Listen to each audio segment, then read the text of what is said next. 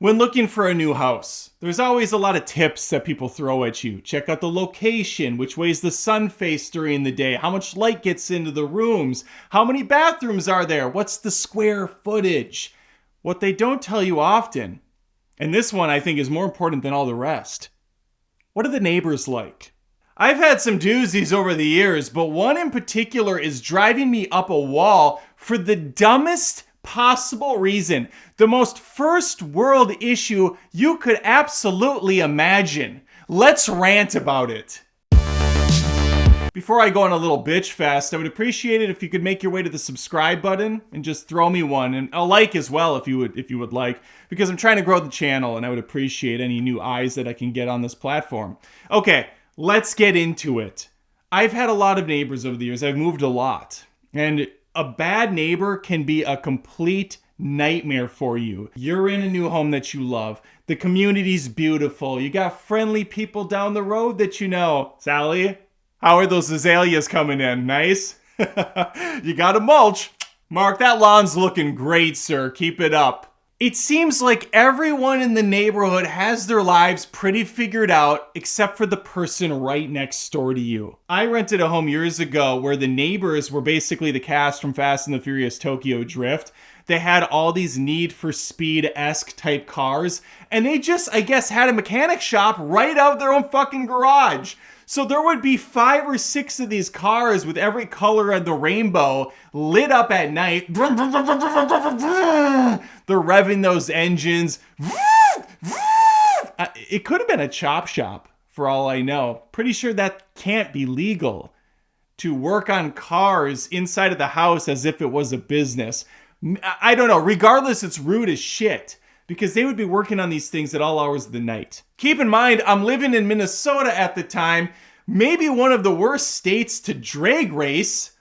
7 months out of the year, the roads are ice and sleet and snow. Regular folk Tokyo Drift just trying to get the mail down the road because the ice pushes the back of the car. The neighbor next to me built a fence. Fine. Fair. The woman ran daycare, so you want to keep those kids in check. Don't let them run away. There was a road behind the house back in the day. What bothered me, what really just boggled my mind from just a perspective of you are not using half your yard, is they fenced off only half of their yard. They didn't bring it all the way back. So they had the fenced yard, which wasn't that big, and then they had a huge open area behind the fence.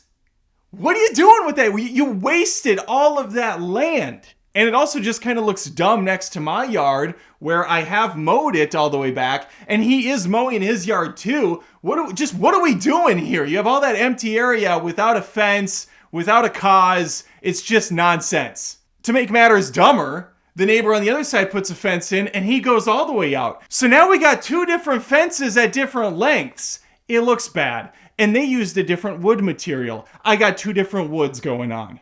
I'm in a community now that has very strict guidelines as far as what kind of materials you can use on the fence, but I still have neighbors like 5 in a row where they have different fence colors next to each other. It looks stupid as shit.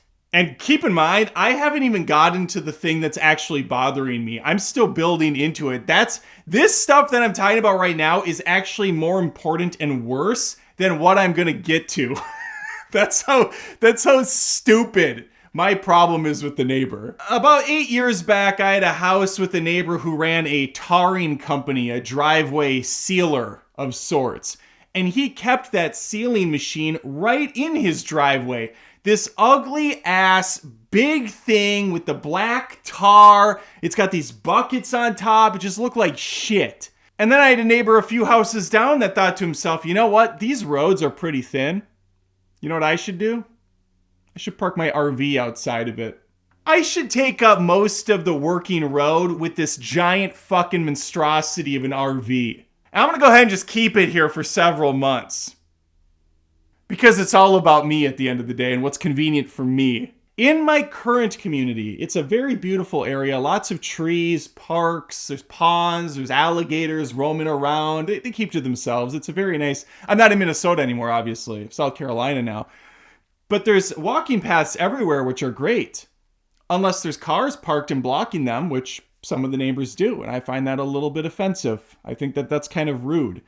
There's a neighbor on the corner, caddy corner from me, that he's a guy that clearly needs a lot of land, or he came from a lot of land, and now he's in this rinky-dink fucking tiny yard, but he still has all his toys. So he's got his four-wheeler, he's got his golf cart, he's got his giant marina boat that he parks in his driveway with his truck far exceeding the sidewalk, basically tippy-toeing up to the road. If you are on the sidewalk for a walk or a skateboard or a bike or whatnot, you are getting off that sidewalk for this guy every single day because he's an asshole. And this is his world and we're just playing in it. Let's get to the real crux of this story. I don't know if I used that term right. And that's my neighbor next door. He recently built himself a pool. Kind of weird. It's a very, very small yard. Pool around here, probably $100,000.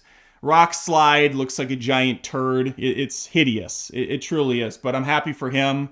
They got the fence up. The kids are probably liking it, probably loving it. I have no issue with the fact that I can see the turd rock wall that doesn't match anything else standing up strong and tall and proud. I don't care that that's there. I mean, I don't like it. It looks unsightly. But my problem is the front yard. On the side of his garage, he has this very bright blue transparent bag that's hooked to the side of his gutter.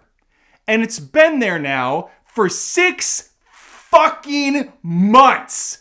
It's just sitting there. This blue bag that probably has some papers in it about the pool. Why? Why is it there? It stands out like a sore thumb. Why don't you just take it off the gutter and throw it away? Or store it away? This thing has withstood every element thrown at it. Hard rain, tornado weather, hurricane, and it still stands.